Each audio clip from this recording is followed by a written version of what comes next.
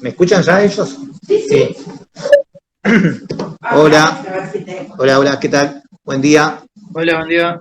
Buen Hola. día. En principio, bueno, disculpen por la demora, pero estoy de guardia y estaba con algunos pacientitos tratando de resolverlos. Bueno, lo que vamos a ver hoy es un caso clínico, ¿sí? Del Hospital Fiorito. Es una paciente, a ver,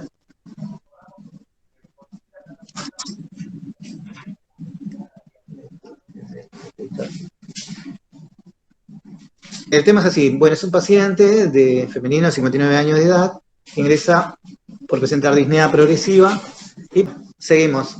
Bueno, esta paciente de 59 años de edad que ingresa por presentar disnea progresiva, hipertensión arterial, además de bradicardia, ¿sí? Presenta, bueno, obviamente tiene factores de riesgo para enfermedad cardiovascular, además de lo que precedentemente comentamos, la obesidad, el sedentarismo, el tabaquismo y el haber tenido COVID, haber sido COVID positivo en agosto del 2020. Bueno, durante el examen físico de la paciente podemos observar que, bueno, la parte neurológica estaría normal, ¿no? Pero podemos notar que, o lo que nos comenta la paciente, que se le cae el cabello, ¿sí? Bien, a la auscultación de los ruidos cardíacos, como está descrito en la filmina, podemos notar que son hipofonéticos los ruidos, ¿sí? Eso son datos que nos tienen que llamar la atención. La parte respiratoria, la entrada de aire es normal, el murmullo vesicular está conservado en ambos campos pulmonares. El abdomen es globoso, blando, depresivo e indoloro, tiene catarsis positiva, la diuresis también es positiva, y lo que podemos observar a nivel de miembros es que presenta edemas periféricos, ¿sí? Que son simétricos, la piel ella la percibe seca, ¿sí? Y bueno, a nivel de miembros las faneras están presentes. Bien, esto es a grandes rasgos, hay más cosas para ver, pero bueno, esto me pareció que era interesante para comentarlo, lo que estaba escrito en la historia clínica.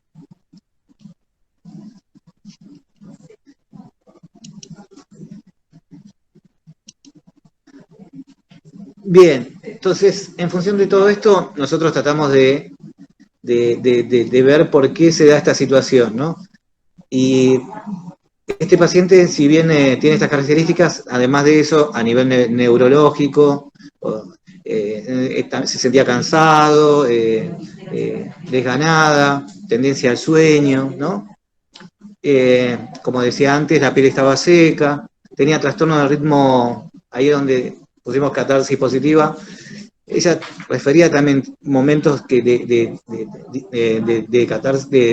ir de cuerpo de posiciones líquidas y a veces constiparse, ¿no? Había ciertos cambios que eran interesantes conocerlos, porque eso después me va a permitir a mí a ver qué le está pasando a esa señora. Ella, la bradicardia que tiene, sí, era significativa, ¿no? Era significativa, por debajo de 60 hasta. Y bueno, además de la hipertensión arterial, ¿no? Seguramente, si vamos reuniendo algunas de las variables que encierra este paciente, podemos inferir algo. En principio, descartar las patologías agudas, ¿no? Pero después hacer diagnósticos diferenciales. Y como pueden observar, el tema de que esté con hipertensión, con bradicardia, caída del cabello, desgano, trastornos en el ritmo evacuatorio, piel seca y demás, además es gordita, ¿no? O sea que por ahí pensar en alguna endocrinopatía que anda dando vueltas. Muy bien por ahí. Bien. Y bueno, no, por ahí por el tema de, no es que le vamos a hacer, hacemos otras cosas, yo acá le puse el ecocardiograma como que me adelanté a otras cosas, hacemos un buen examen físico, una radiografía de tórax, ¿no? Un electrocardiograma, ¿sí? Eso claramente sí, estamos de acuerdo que sí, porque eso es lo básico, historia clínica, electro, laboratorio, y después vamos por otros exámenes complementarios. Y el ecocardiograma, fíjense qué interesante lo que me describe, ¿no? Derrame pleural severo con compromiso hemodinámico, derrame pleural, no, ahí me equivoco yo, derrame pericárdico en realidad, ¿sí? Derrame pericárdico. Ahora vamos a corregir. A ver, ahí está.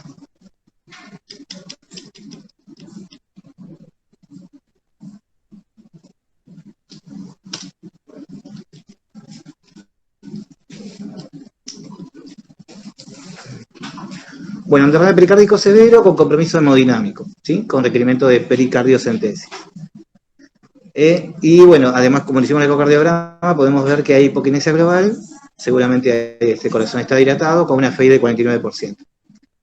Entonces, nosotros ya inferimos que probablemente, como dijo una compañera, que tiene hipotiroidismo. Y además de eso, tiene derrame pericárdico, ¿sí? Y ese derrame pericárdico puede generar este compromiso hemodinámico que hace que requiera de este tipo de tratamiento que es la pericardiocentesis.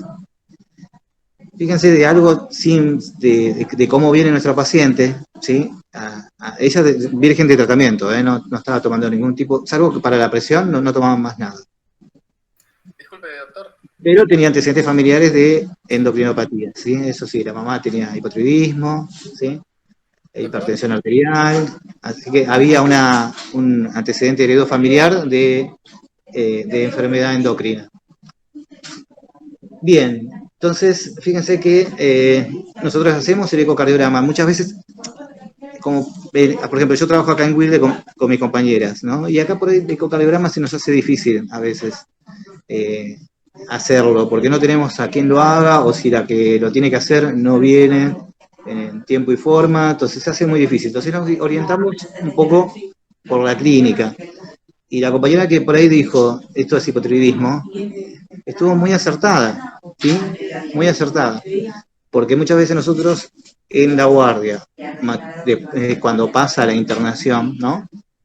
En la internación, nosotros hacemos el tratamiento empírico inicial, ¿sí? A veces no esperamos el perfil hormonal. Yo sé que usted me va a decir, pero ¿lo vas a pedir? Sí, obviamente, ¿sí? Pero ya empezamos a titular la dosis de la T4, ¿sí? Pero, claro, este paciente del caso clínico es del Hospital Fiorito, y en el Hospital Fiorito contamos con ecocardiografía. Casi todos los días contamos con el aparato, tenemos el aparato. Y casi todos los días de la semana hay un médico que hace los ecocardiogramas. Entonces, ahí jugamos de otra forma y podemos hacer más y mejor el diagnóstico. Y claramente mi paciente tiene un derrame pericárdico severo que requirió pericardiocentesis. Y como pueden ver, esto puede ser leve, moderado o grave, ¿no? La cantidad de líquido que hay en el espacio pericárdico. Y como pueden ver en la filmina, claramente si es grave es porque el derrame es mayor de 500 mililitros.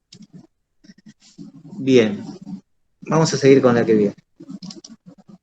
Bueno, acá como pueden ver en la imagen, ¿sí? Ahí van a ver cómo se hace el procedimiento, ¿sí? A nivel del cifoides, ¿sí? En diagonal hacia el hombro izquierdo, ¿sí? Esto se hace obviamente con monitor cardíaco, con todo, porque, claro, a medida que va todo con técnica de asepsia, ¿no?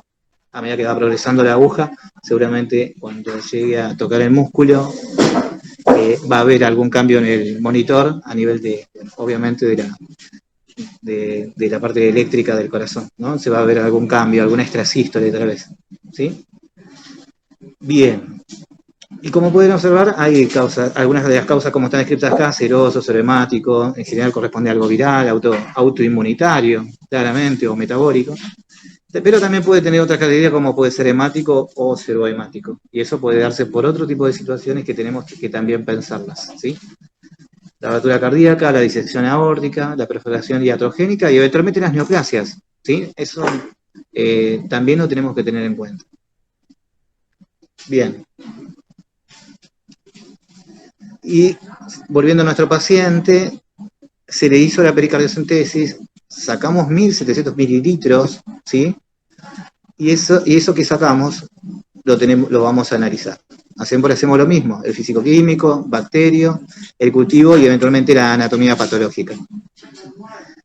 Y claro, me quedaba pendiente lo otro, porque como vimos previamente, este pacientito había cambios hemodinámicos que sugerían el tratamiento inmediato, por eso le hicimos la pericardiocentesis, de forma urgente, ¿no?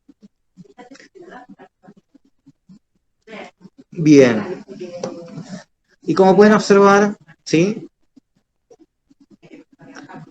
Le pedimos también le pedimos serologías y le pedimos el perfil hormonal, retiramos el catéter, pero el catéter en general lo retiramos porque, o sea, el paciente va a quedar con un catéter de drenaje, ¿sí? Y todos los días vamos viendo si podemos retirar más líquido, y eso en función de hacerle el ecocardio durante los procedimientos.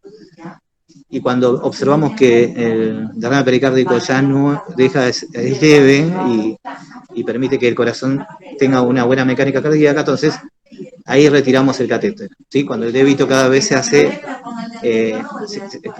menor, que vaya disminuyendo, ¿no? Algo de líquido tiene que tener igual, porque eso permite que no haya fricción ni roce, y es importante que haya. La normal es hasta 25 o 50 mililitros.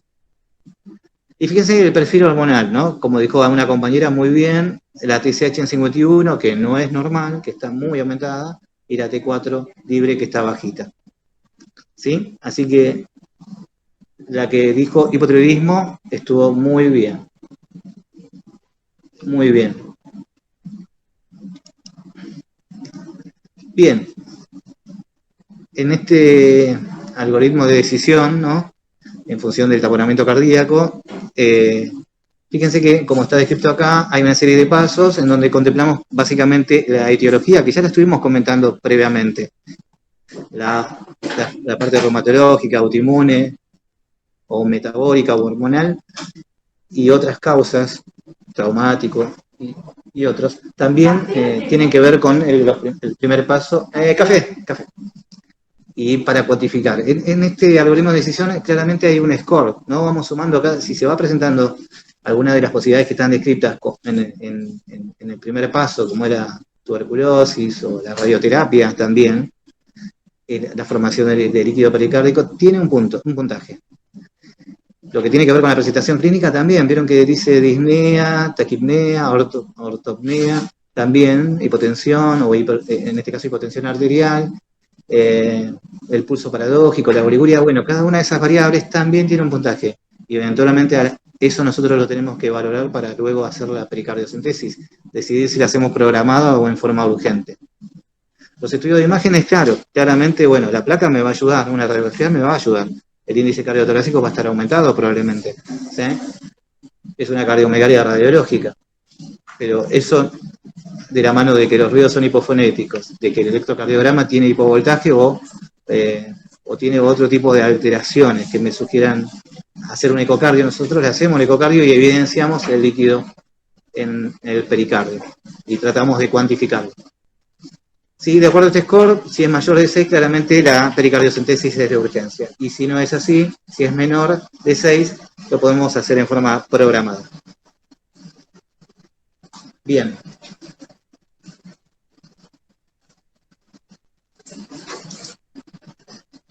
Y bueno, la paciente afortunadamente evolucionó satisfactoriamente, luego de haber retirado los 1.700 mililitros del líquido del pericardio. No hubo más débitos posteriores, fueron muy pequeños, muy escasos, y se decidió la extracción del catéter. Pero claramente, cuando retiras el catéter, después haces un ecocardio nuevo para verificar que todo esté normal. Igual la clínica del paciente cambió sumamente y claramente en función de de haberle agregado en el tratamiento de la levotiroxina. ¿Sí? Y bueno, esta paciente se va con la atorvastatina, tenía algo de insuficiencia cardíaca, espironolactona, aspirina y enalapril, ¿sí? Se fue con ese esquema. Y luego los controles por endocrino, por consultorio y clínica y cardiología. Bueno, este es el pacientito que tuvimos en la UCO del Fiorito. Doctor, ¿le puedo hacer una pregunta? Sí. Tenía acumulación de líquido, o sea, tenía edema en los miembros inferiores. Sí. ¿Era porque dijo que tenía insuficiencia cardíaca o era por la falta de hormonas que causaba como una especie de hipofunción? Y era por los dos. Ah, bien, era por los dos, sí. Igual nosotros le pusimos furosemida, acá no se lo pusimos porque ya estaba en peso seco, ¿viste? Le dejamos la espira a dosis bajita, pero sí, era sumatoria de varias cosas. Ellos no vieron ¿Sí? cardio de externa tratamiento todavía. Ah, bueno. Acá me dicen que no vieron tratamiento de cardiología y demás. Pero bueno, en el paciente con insuficiencia cardíaca, y el esquema es este, además de la furosemida, dosis bajitas, ¿viste? Nosotros siempre tituramos enalapril, aspirina, spironolactona, atorvastatina, furosemida. Y de ahí, eventualmente, carvedilol. Ese sería el esquema estándar para insuficiencia cardíaca. Esta paciente tenía algo de insuficiencia cardíaca, no era severa, pero tenía, ¿sí? Claro.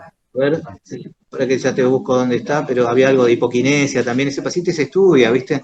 Cuando hay hipoquinesia en algún sector del corazón, hay que hacer eventualmente alguna gamma cámara, alguna CSG, alguna cinecoronariografía. Hay que hacer algún estudio de estrés, también se puede hacer, o una prueba ergométrica, que es algo simple y sencillo, ¿no? También ver el tema de acordate que la hipertensión arterial, si bien genera hipertrofia, pero por la ley de Sterling, a la larga eso que es compensador se va a terminar en función del tiempo con un corazón dilatado. Así que Claro, eso sí. sí también, ¿viste? Otra pregunta. ¿También tenía ascitis? Si no me acuerdo mal. Otra. Ecografía de abdomen no le hicimos a la señora. No Bueno. le hicimos. Hay algunas dificultades, ¿viste? Como en todo hospital, ¿sí? Bueno, como dijiste, ese abdomen globoso, por eso No, me quedo pensando. estaba gordita nada más. Bueno, listo. Así que bueno, era todo apuntado al hipotiroidismo, por eso la presentación de la clase y cómo uno piensa en función de eso, pero muchas veces no le hacemos ecocardiograma a todas las chicas que tienen hipotiroidismo. En este caso sí, porque estaba hipertensa, estaba bradicárdica, los ruidos cardíacos estaban hipofonéticos, en ese contexto sí, ¿no? Y además la Tengo disnea una que pregunta. progresaba. La disnea progresiva me tiene que llamar la atención, ¿no? No es algo normal. Entonces, Tengo bueno, una son pregunta, variables doctor. que me hacen decidir una conducta. Yo Bien. quería saber si este paciente es un paciente que viene o sea, viene al consultorio o viene más por guardia. No, por guardia, porque cada vez se cansaba más, ¿sí? Tenía sus edemas, tenía su hipertensión arterial, ¿no? Entonces ella fue por guardia, pues se sentía mal. No sé si. Puede pasar que venga por consultorio. Igual la médica de consultorio claramente cuando ve todo eso y cuando la escucha y ve que los ruidos no tienen la intensidad que tienen que tener, claramente la va a derivar a la guardia, para que Claro. la veamos nosotros, ¿sí? Se van a dar cuenta, ya con el paso del tiempo se van a dar cuenta que eso hay que por lo menos como una plaquita, eso la radiografía de tórax, la clínica, y cuando le haces el electro, ahí te vas a dar cuenta que algo no está bien. Pero una ¿Sí? pregunta. Los ruidos son hipofonéticos. ¿Son hipofonéticos porque a nivel auscultatorio la Por- grasa interfiere con el sonido o porque el corazón en está este haciendo caso menos fuerza? es más que todo por el derrame pericárdico. Era Más por que el nada derrame pericárdico. por el Sí. derrame. Listo. Sí. Acuérdate que sacamos 1700, es un montón. ¿Sí? Igual de todas formas, seguramente después cuando lean el tema se van a dar cuenta que esto fue progresivo, no fue agudo, porque el pericardio se tendría si no tendría tiempo para adaptarse si fuese agudo, ¿viste? En general lo agudo está relacionado con lo traumático. En este caso es algo subagudo crónico y que, bueno, llegó a un momento límite donde claramente la paciente ya no lo podía tolerar. Claro, ¿Sí? sí. Sí. Bien. Muy bien. Bueno, gracias por escuchar. Espero que te haya servido. Y vamos a otro caso, ¿vale? Ahora hacemos 2 minutitos y pongo el otro caso clínico. Bueno, cuando venís, ven, morado. Ahí. Dale. Tomate cafecito. Dale. No, por favor. Gracias a vos por permitirme compartir cosas. ¿Me escuchan por ahí? Te escuchamos. Sí. Bien. Muy bien. Bueno, seguimos con el siguiente caso.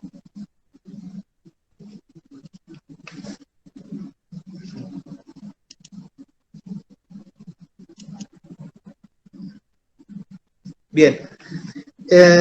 esta paciente de 45 años que está internada en el hospital Fiorito. Y bueno, nada, esta paciente estaba internada en clínica, ¿sí? Con el diagnóstico reciente de lupus. Y bueno, se solicita la interconsulta por cardiología por dolor precordial, ¿no? Y yo estoy en el primer piso y bueno, la parte de clínica está en la planta baja, así que si para alguno que conoce Avellaneda o vive en Avellaneda y conoce Fiorito, se va a dar cuenta de lo que digo. Bien, entonces, como ustedes ya saben de esto, yo les voy a marcar algunos tips nada más, ¿no? ¿Ustedes qué vieron de semiología y medicina interna? O díganme un poquito, a ver. Vimos que nada semio y estamos en interna, vimos un poco de reuma, de hemato y recién ayer arrancamos con endocrino. De cardiología no vieron nada entonces. No, es para el segundo parcial, mes que viene. Bueno, entonces lo que yo le voy a decir, igual, claro, yo pensé que ya sabían algo, entonces yo traté de buscar lo que me parece que es más, como que para no repetir las cosas, ¿no? Pero bueno, no pasa nada, todo bien. Bien, entonces claramente esta señora, como ustedes ya saben, el dolor precordial seguramente lo tenemos que analizar, porque en el precordio tenemos muchas estructuras, y cada una de ellas puede ser la generadora de dolor precordial. Pero claramente nosotros tenemos que ver lo cardiológico, ¿no? Y dentro de lo cardiológico, el infarto agudo de miocardio, la pericarditis, la disección aórtica, serían las patologías, o el TEP también, ¿por qué no? Que serían patologías agudas que tengo que tratar de resolver, o que tengo que identificar, por lo menos, para luego resolverlas. Entonces, el dolor precordial es importante saber de eso, saber cuáles son las enfermedades agudas, y también que muchas veces van de la mano de los factores de riesgo cardiovascular, que hacen de que ese paciente, a la hora de estratificarlo en función del riesgo, tenga más riesgo, ¿no? Entonces, es importante también eso. Y seguramente, como ustedes ya vieron en semiología, el tema del dolor precordial, la mnemotecnia aricia, ¿no? Está bastante presente, ¿no? Está bastante presente, la tengo que recordar, y me va a ayudar muchas veces a que no se me pase nada. Bien, entonces esta señora aparentemente tiene LES, ¿no? Y tiene un dolor de pecho. Vamos a ver de qué se trata, ¿no? Y yo ya empiezo a pensar, en función de que seguramente donde le duela, voy a pensar en diferentes posibilidades. Y probablemente diferentes caras, como ustedes ya saben, las derivaciones de los miembros, de 1, de 2, de 3, ABL, ABR, ABF, y eventualmente las precordiales, de B1 a B6, y eventualmente del lado derecho también puedo hacer más derivaciones del lado derecho para valorar el ventrículo derecho, y eventualmente de la cara posterior, para ver la cara posterior del corazón. Entonces, de acuerdo a eso, de acuerdo a donde el paciente me refiere a cómo es el dolor y qué características tiene, ¿no? Dónde se ubica, hacia dónde se irradia, la intensidad, los concomitantes y demás, voy a tener diferentes posibilidades diagnósticas. Y esto lo describe muy bien esta firmina. Esta firmina nos permite tener esas posibilidades, ¿no? De que si es en hombro puede sugerir algo isquémico, pericárdico, absceso diafragmático, lesión cervical, etc. Si es en brazo izquierdo, ¿no? Isquemia miocárdica, dolor cervical o dorsal, ¿no? Como que me va describiendo diferentes cosas. Eso ténganlo en cuenta, porque nosotros lo pensamos mucho, ¿sí? No es lo mismo un dolor en epigastrio que un medio esternal, porque por ahí el epigastrio tiene que ver con la cara diafragmática del corazón y tiene que ver con infarto del ventrículo derecho y de cara inferior, y la terapéutica es distinta probablemente, ¿sí? Ya sea si es un infarto transmural o endocárdico, ¿sí? Depende de la cara involucrada, probablemente la conducta sea distinta, y muchas veces tiene que ver con el tiempo de evolución, porque el tiempo de evolución también va a tener que ver con la terapéutica, si uso trombolíticos o si uso angioplastía, ¿sí? Entonces, a tener en cuenta eso. La localización. Y seguramente, como dijimos previamente, el tema de la aricia está presente en nuestra mente.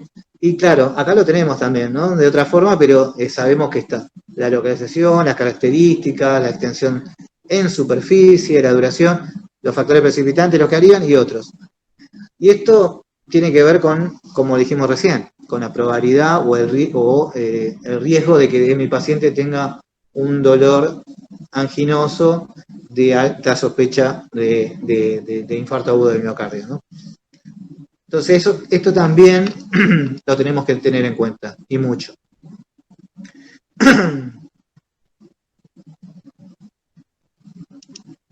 Bueno, nosotros sabemos que hacemos la historia clínica con todo lo que estuvimos charlando, le hacemos el electrocardiograma, ¿sí? Para ver si hay imágenes que sugieran algún trastorno en lo que es la irrigación, ¿no? Y eventualmente su traducción en la parte eléctrica, ¿sí? Entonces, claramente el electrocardiograma es mandatorio hacerlo dentro de los primeros minutos. La mayoría de los libros o las guías hablan de los primeros 10 minutos. ¿Sí? Entonces lo que yo voy a ir a buscar es el supra-ST, el infra-ST y eventualmente las T negativas. Y si el paciente ya tuvo un infarto y bueno, si viene a la consulta a la semana, probablemente ya tenga lo que nosotros llamamos la Q, que es algo secuelar. ¿Sí? Entonces electro le tengo que hacer a este paciente que viene con dolor precordial, que además tiene lupus. ¿Sí? A ver qué vamos a encontrar. Como pueden ver acá la firmina, claramente nosotros signos, síntomas, signos vitales, electrocardiograma, y después eventualmente la valoración con biomarcadores. Biomarcadores, nosotros lo que usamos es la troponina, ¿no? La troponina convencional o la troponina ultrasensible. Y ellas me van a informar algo seguramente, ¿sí? Dependiendo de las características del dolor de nuestro paciente, de los factores de riesgo, y eso hace que de todas esas variables inclinar la balanza hacia algo, hacia una cardiopatía isquémica o no. Bien, un poco y claro, sabemos algo de enfermedad cardiovascular, de dolor precordial, sabemos algo, pero también tenemos que saber un poco más de esta paciente, porque la verdad que no, el lupus eritematoso no es algo que le da habitualmente, pero bueno, hay que volver a ver y ver cómo se presenta, ¿no? Y como dice acá, siempre tenemos que explicar el origen, la enfermedad, el origen, su carácter crónico, ¿sí?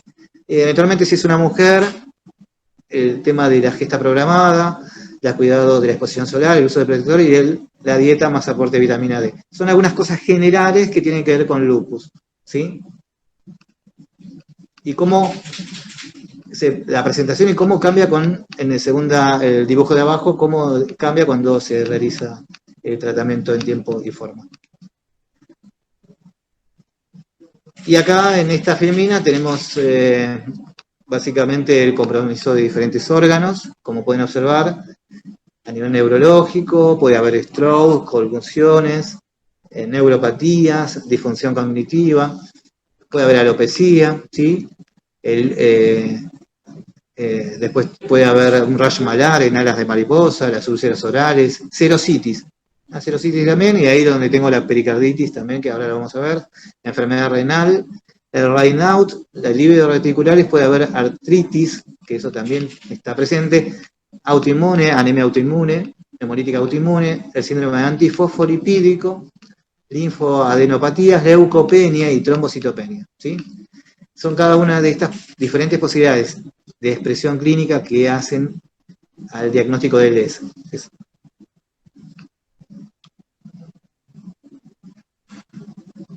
Bien, ¿y qué pasa a nivel cardiológico? Bueno, podemos tener pericarditis, ¿sí?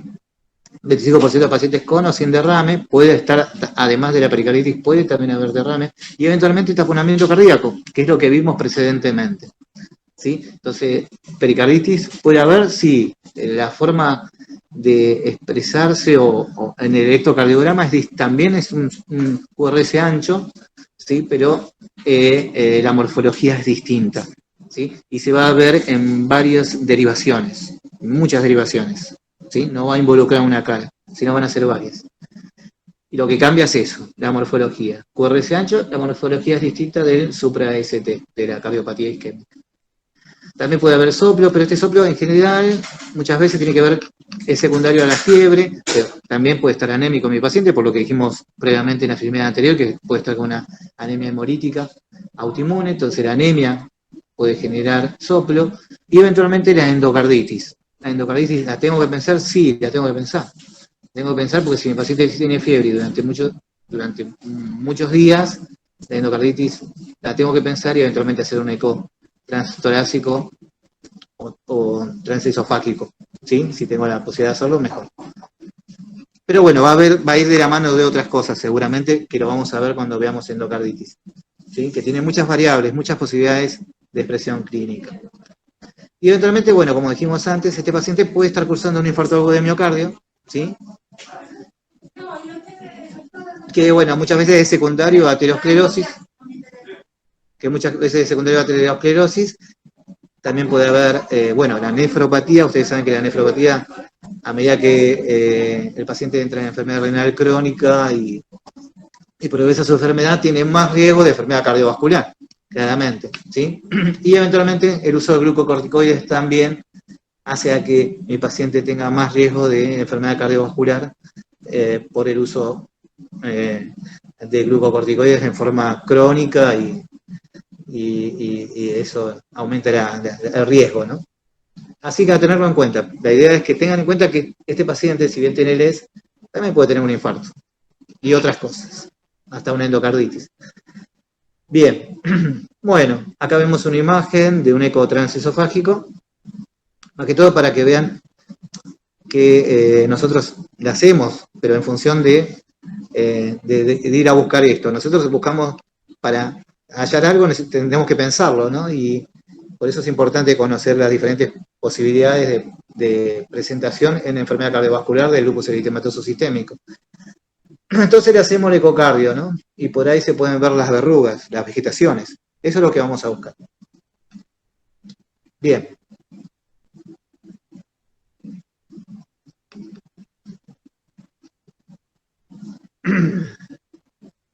Bueno, esto no se preocupen, esto lo puse acá, pero era más que todo por esto de acá. Sí, tiene que ver con scores. Bueno, después cuando vean lupus puntualmente vamos a volver sobre este cuadro, ¿sí? Que bueno, acá tiene todo que ver con el compromiso de los diferentes órganos y cómo se expresa cada uno de ellos, que ya lo vimos recién en la filmina número 8, donde estaba el dibujo del cuerpo humano. Pero acá, bueno, tiene que ver con los anticuerpos, los ANA positivos y demás, el complemento, bueno, con diferentes variables que hacen a que uno haga el diagnóstico y ver el tema del tratamiento, que cambia mucho también. Esto tiene que ver con la línea de tratamiento para lupus eritematoso, primera línea hidroxicloroquina, ¿sí? Después tenemos glucocorticoides, después tenemos metotrexato, azathioprina, muchas posibilidades hay, muchas posibilidades de tratamiento y de drogas, ¿sí? Pero eso después lo vamos a ver más adelante, pero la idea es que vayan conociendo, saber que existe ese tratamiento. Y además de esto que está acá, esto que decíamos hoy, que programarla, no es lo mismo, una paciente con LES tiene que programar el tema del embarazo y demás, porque también corre muchos riesgos y puede exacerbar algunas otras condiciones que nosotros tenemos que estar atentos, ¿no? Como acá pueden ver el tema de la preeclampsia, la cardiopatía congénita y otras cosas. Sí, bueno, volviendo a nuestro pacientito de la sala de clínica, al final se le hizo troponinas negativas, el dolor era incaracterístico, ¿no? Y se le hizo el electrocardiograma no demostró que tenga cambios electrocardiográficos de tipo supra o infra ST o T negativos, y se interpretó que el dolor era más una serositis de tipo, una pleuritis, sin ninguna traducción cardiológica, ¿sí? Y bueno, este era nuestro paciente con lupus, que es interesante, ¿sí? que tiene dolor de precordial, pero en este caso no tenía características de cardiopatía isquémica. Así que bueno, esto es un breve repaso para que vean que se pueden brincar las dos cosas. Muy bien. ¿Vamos con otro caso? ¿Se animan? Sí, vamos. Dale. A ver si puedo ponerla. A ver.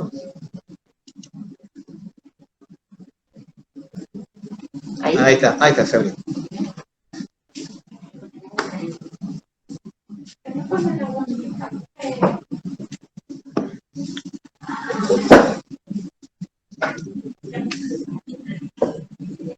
Muy bien. Ahí vamos a ver algo de esto que está sería un extra plan. Bueno, seguimos. Síndrome febril y cardiopatía. Cuando tenemos un síndrome febril seguramente puede haber muchas posibilidades. Como ustedes ya saben, puede estar involucrado endocardio, miocardio o pericardio. Pero en este caso no vamos a enfocar a lo que es el endocardio. Como pueden ver, acá una endocarditis mitral, ¿no? Donde se ven las lesiones claramente del anillo mitral. Acá también pueden observar que claramente la endocarditis es una enfermedad grave, gravísima, ¿no? ¿Por qué? Porque compromete estructuras que tienen que ver con el sistema valvular. No hay nadie. Entonces, si yo sospecho de endocarditis, ¿qué tengo que hacer? Es una urgencia infectológica, claramente, ¿sí? Y una emergencia, otra urgencia cardiológica también. Así que claramente si yo sospecho que mi paciente tiene una endocarditis, claramente tengo que hacer algo. Algo y rápido. Bien.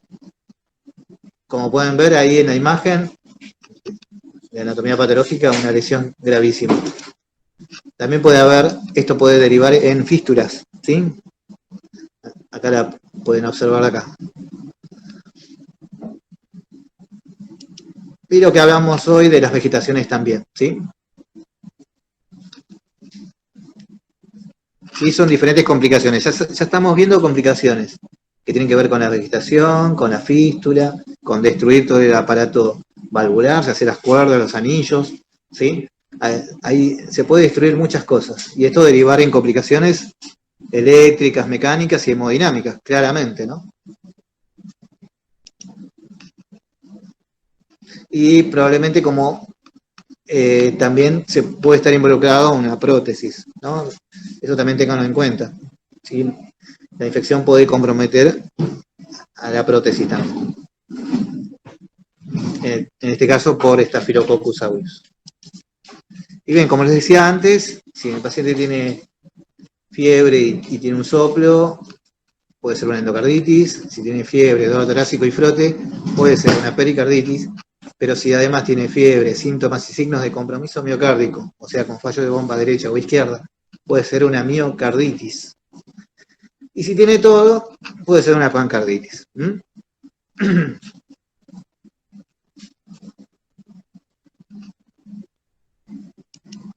Y tratamos de clasificar esto, sí, de esta forma.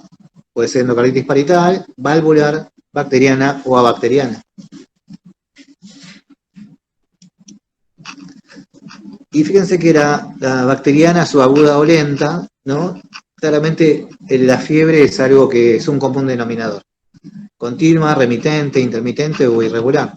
Persistente, rebelde y recurrente, en función de la fiebre. Soplo puede variar de intensidad y timbre. Hay un síndrome tóxico-infeccioso.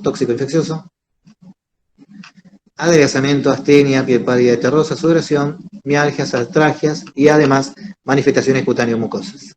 Eso tiene que ver con la endocarditis. Por eso la endocarditis es un tema amplio y que no sé si era para la clase de hoy, pero lo traje a colación por el caso que vimos precedentemente.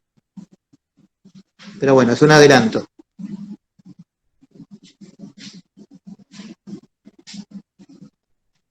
Y en esta diapositiva podemos observar que además podemos tener presente las petequias, las manchas equimóticas o en astilla, preferentemente subunguiales o conjuntivales, los parálisis de Olner, ¿sí? Las embolias, también puede haber embolias de corazón izquierdo o derecho, y esas se pueden traducir en cerebro como hemiplegia, convulsiones, síndrome meningio. A nivel renal puede tener hematuria, a nivel periférico puede haber un síndrome isquémico agudo, ¿sí? Eso a tenerlo en cuenta. En la necrolitis bacteriana aguda o maligna, ¿sí? Probablemente los microorganismos sean mucho más virulentos, ¿no? Síntomas de sepsis aguda, acá claramente está relacionado con la sepsis, el germen es virulento claramente. Hay escasa defensa del organismo y ahí ya tengo que ver que también qué tipo de paciente tengo yo. Si es un paciente inmunosuprimido, claramente esto le va a generar más daño. La importancia de la destrucción del aparato valvular, como decíamos hoy, eso va a generar grandes cambios que se van a expresar en la hemodinamia del paciente. Los émbolos sépticos, como estuvimos hablando recién, y la magnitud de la infección. Soplos orgánicos o la modificación de los preexistentes, la rápida instalación de la insuficiencia cardíaca, claramente el paciente va a entrar en insuficiencia cardíaca, el desarrollo de abscesos, ¿sí? En las zonas embolizadas y el grave estado toxo-infeccioso de los pacientes. Recordemos que este paciente está con fiebre, está febril y de varios días de fiebre, que puede llegar a semanas, muchas veces hasta casi el mes.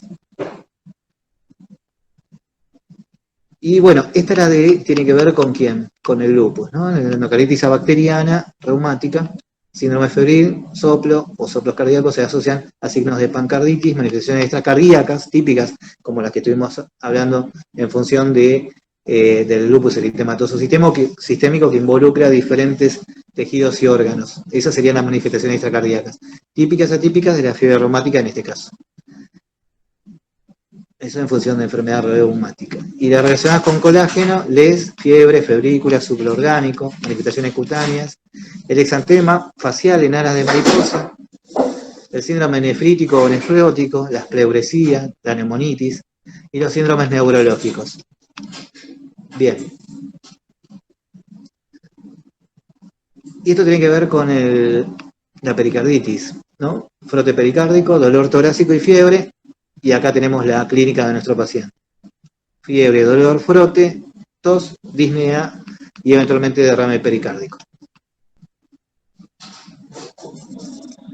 Un poco de la fisiopatología, como ustedes ya saben, tiene que ver con la lesión subyacente, el germen y el tipo de huésped que tengo. La clínica, como dijimos hoy, el paciente está febril durante muchos días, en promedio 23 días. La fiebre como dato central, puede haber anorexia, disnea, pérdida de peso, mialgias, sudoración, tos, astralgias. Tiene un cefalea, tiene una expresión clínica muy, muy florida, ¿no? Llena de signos y síntomas. Además, bueno, en la clínica puede haber elementos que sugieren insuficiencia cardíaca, compromiso neurológico, puede haber hepatomegalia, las petequias que habíamos comentado antes, las hemorragias subunguales, fenómenos vasculares y manifestaciones inmunológicas, ¿sí? Más relacionadas con aquellas relacionadas con lo reumatológico o del colágeno. Pero también hay cosas inmunológicas. Fíjense que esto es un poco para diferenciar la forma aguda y subaguda de la endocarditis, ¿sí? Muy bien. Acá algunas fotitos relacionadas con las hemorragias en astilla, subungual, ¿sí? Ahí se pueden observar. Los nódulos de Osler, ¿sí? Que es un eritema nodular doloroso de diámetro de 1 a 1.5 milímetros, que están más presentes en los dedos de manos y pies. Nódulos de Osler también, acá, el pulpejo de los dedos. Acá también.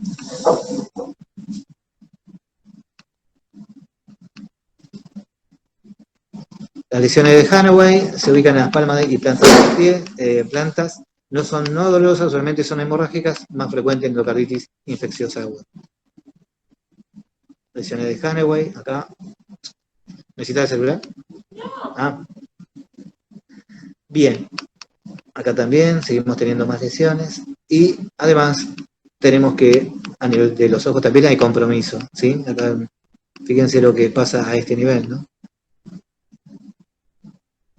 Embolias sépticas. Por eso la endocarditis es una enfermedad muy agresiva. Cuando la sospechamos, tenemos que actuar rápidamente y claramente el tratamiento tiene que ver con la antibioticoterapia,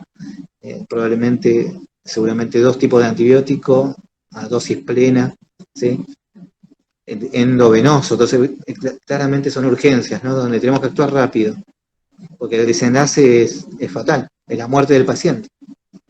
Las manchas de Roth, como pueden ver acá, hemorragias con un centro pálido a nivel ocular, en el fondo de ojo.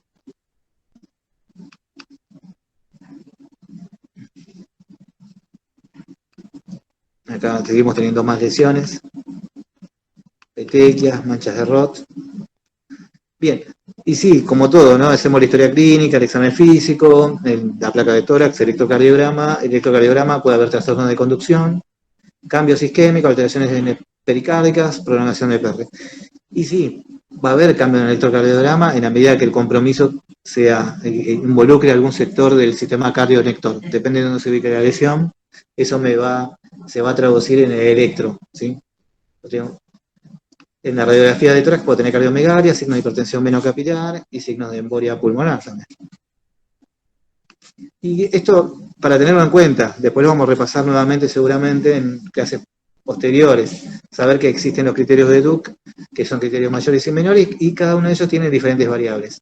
Los hemocultivos como criterios mayores, el ecocardiograma, ¿sí? Con la detección de la masa intracardíaca o la vegetación como dato, como criterio mayor, y dentro de los criterios menores, como habíamos visto previamente, tener una cardiopatía predisponente o los pacientes adictos a drogas parenterales, la fiebre, los fenómenos vasculares, ya habíamos hablado de algunos de ellos, embolia, infartos, aneurisma micótico, hemorragia intracraneal, conjuntival, como las lesiones de Hannaway, los fenómenos inmunológicos, Osler-Roth, y la glomerulopatía, el factor reumatoideo positivo, ¿sí? Y bueno, y la evidencia serológica de infección activa, compatible con algún microorganismo que genere todo este fenómeno de endocarditis infecciosa. Y de acuerdo a todo esto voy a tener una endocarditis claramente definitiva, posible o rechazada, de acuerdo a esos criterios. Bien. Esto es un poquito más de lo mismo, todo lo que estuvimos charlando hasta recién, ¿sí? Bien ordenadito, ¿sí? Toda la sintomatología de nuestro paciente con endocarditis infecciosa. Los laboratorios, claramente, hemocultivos sí, por lo que comentamos recientemente, en función de los criterios mayores. Además de hacerle un perfil reumatológico, ¿sí? El electrocardiograma que ya vimos y la radiografía de tórax. Acá, esto ya lo comentamos, sí, pero esto tiene que ver un poquito en función de los microorganismos que están más presentes en las formas agudas y en las crónicas. Claramente Staphylococcus aureus, gram negativos, y acá el grupo Veridans o grupo ASEC también está más en las formas subagudas. En los exámenes complementarios, bueno, ya los comentamos antes, pero bueno, también es cierto que, bueno, claramente el ecocardiograma juega un rol preponderante, ¿sí? Porque es el que me va a identificar la vegetación, por ejemplo. También el tema de la tomografía, resonancia, bueno, que son estudios, y la angiografía, son estudios que se realizan posteriormente, de acuerdo a la necesidad o al órgano que está dañado. En las complicaciones, como ya dijimos, va a haber complicaciones mecánicas, eléctricas y hemodinámicas, ¿sí? Y además algunas relacionadas con extracardíacas, ¿no? Neurológico o renal. Embolias sépticas, renal y esplénico, endocarditis infecciosa, aneurisma micótico, estructura de aneurisma micótico. Y una cosita que siempre lo planteamos en otras oportunidades es que hay seguramente las sociedades científicas, la SAC, la FAC y otras claramente hacen estudios de relevamiento y bueno, el EIRA es algo nuestro que tiene que ver con endocarditis infecciosa en la República Argentina, que es, por eso se llama EIRA, ténganlo en cuenta, porque hay material publicado en estas sociedades, así que para bajarlo y poder leerlo en otro momento, pero estaría bueno que lo busquen. Y el EIRA tiene que ver con esto, son estudios de reglamento para, en función de todas estas variables que están descritas, los números de centros involucrados, el tipo de, en función de los criterios de Duke, endocardititis infecciosa definitiva, qué porcentaje tiene cada una de ellas, la edad promedio de los pacientes involucrados, si hay o no una cardiopatía presente o desconocida, el uso de drogas, bueno, hay diferentes posibilidades, variables, y de eso se tiene un porcentaje de cada una de ellas. Y está bueno saberlo porque me permite a mí conocer algunas cosas que son muy interesantes. El EIRA 1 es un estudio que se realizó entre el 92 y 93 y el EIRA 2, 2001-2002. Y van a ver que hay algunas similitudes interesantes. Por ahí algunos de los microorganismos involucrados son, en algún momento predominan unos y en otro, o más adelante predominan otros. ¿Sí? Pero es interesante hacer las comparaciones. Ahora tenemos el EIRA 3, que debe estar por algún lado.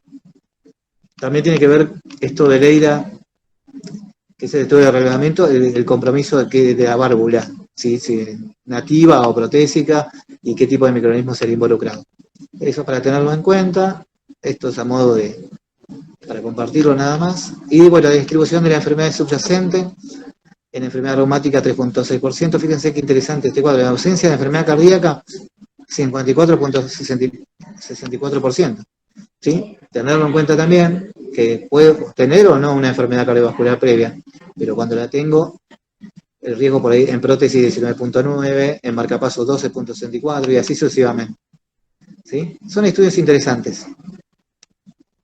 La localización, si es nativa, en dónde se localiza con más frecuencia, y como pueden ver, realmente la válvula aórtica es la más frecuente en válvula nativa por endocarditis. Si es protésica, y la mayoría de las veces nosotros hacemos reemplazo valvular aórtico, que después cuando vean la clase de enfermedad valvular, van a ver que la estenosis aórtica es una de las patologías valvulares aórticas que bueno, el tratamiento es el reemplazo valvular aórtico, ¿sí?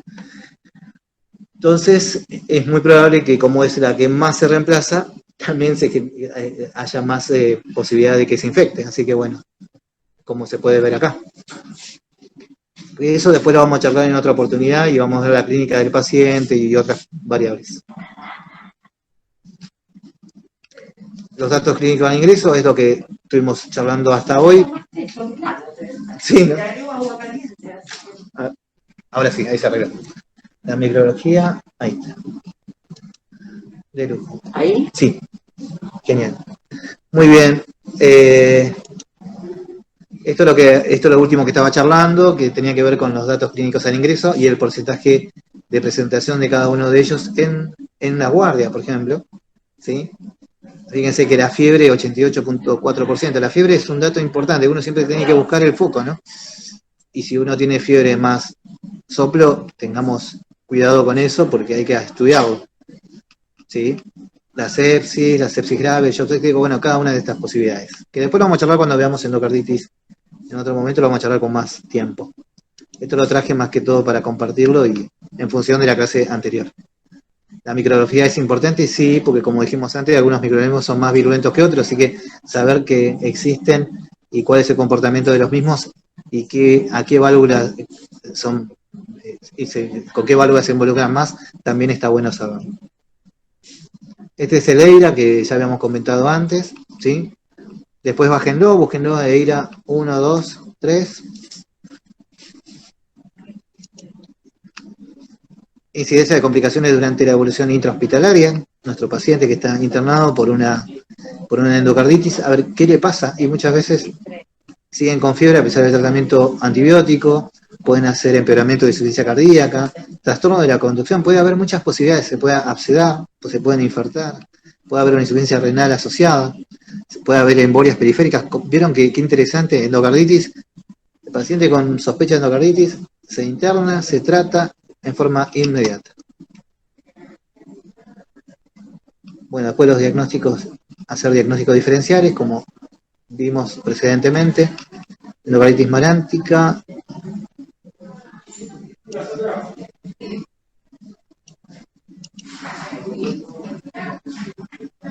Bueno, este artículo es interesante que después lo lean.